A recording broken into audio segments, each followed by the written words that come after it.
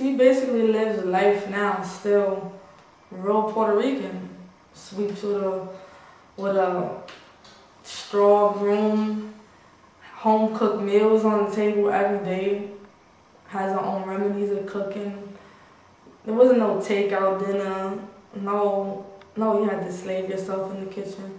My grandmother got high school because of America, moving to America. She was not going to school. She was a sibling of 13 children, one of the youngest, so therefore her education level wasn't even that high. She came to the United States and became someone and still has her Puerto Rican background, salsa, the way she dances, just she loves her culture. And I think I should be more like her and realize that I am Puerto Rican and learn about my culture more and try to do things to make myself look Puerto Rican. Even though I do speak Spanish, I don't speak it at all because I don't feel there's a point. Everybody speaks English, why should I speak Spanish? Now I guess because we're in college, you know, it's kind of in to be different and unique. So when I first got into college again, when I was younger, I didn't know any, you know, Peruvians, and it was a little weird. Everybody's Puerto Rican, Dominican.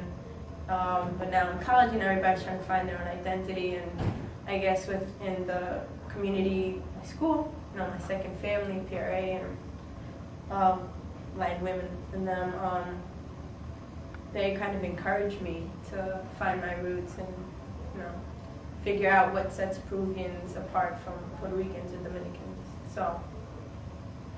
I do. I'm a product of the American culture. So I have to be connected no matter how hard I try. I consume, I'm a materialist, I'm a capitalist by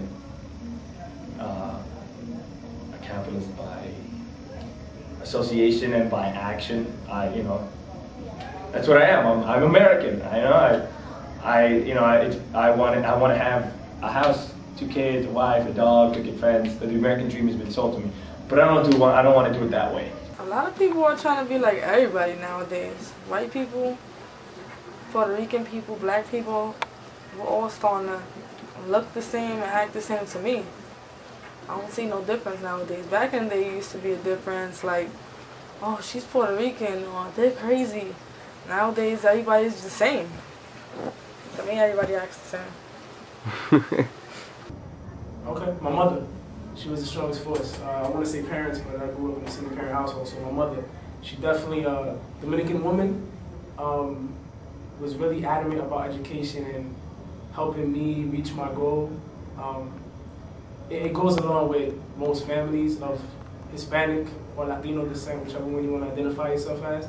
The parent figure always wants you to strive to more than what they reached. So thankfully, because of that, I was able to, you know, surge on and continue to do what I'm trying to do. At first, it was more my father. It wasn't a choice; it was a mandatory obligation. I didn't want to go to school, but then once I grew out of the whole rebel, I don't want to go to school thing. Noticed that it is better for me, get a better job and all that.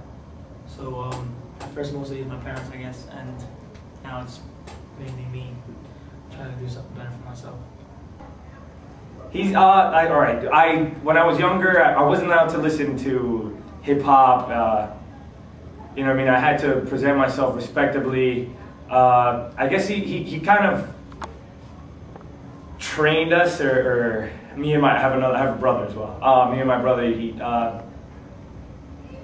inculcated in our minds to be what you are, but there's no need to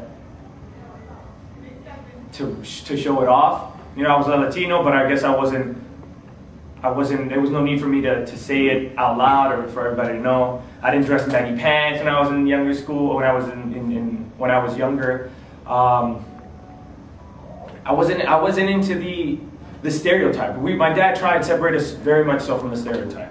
And I appreciate it now because I guess I have a wider understanding of what it is to be Latino.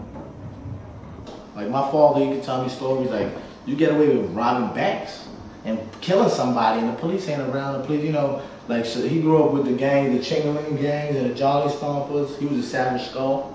They called him Midnight. He told me mad stories. Yeah, we certainly do have disagreements at the whole, popular movement and the media and what the media portrays. And we kind of argue. She's very religious. I grew up in a Catholic home, and she's all, anti-tattoos, and she hates rap music, and I love my rap, and I love my tattoos and stuff. So we kind of had a really bad relationship in the beginning, starting high school and stuff. You're exploring new things, meeting new people. And then once I entered college and she saw my maturity, she's like, all right, Eva can handle things. She knows how to deal herself in certain situations. But besides that, like, my mom and I clash, like any mother and daughter, but we're cool. My brother's excellent, and my sister, we get along great. So. Like, that can stem all the way from your mom, your childhood. My mom had a sexually transmitted disease. My fear in life is to catch a sexually transmitted disease that you can't get rid of, and I could die from. Getting stabbed. I'd rather get shot than stabbed. Getting stabbed to me is #1 fear. I'm afraid of knives. Like, seriously. I was chasing around the house when I was little, like, prodding people with knives, just doing it on purpose, so I don't like knives. What other fears? What do you think the reasons to do that to you was? To give you, like, make you alert about life? I think they did it to me to show me not to be scared of nothing. I done got shot. Never stabbed though. I think I cried like a pussy or something.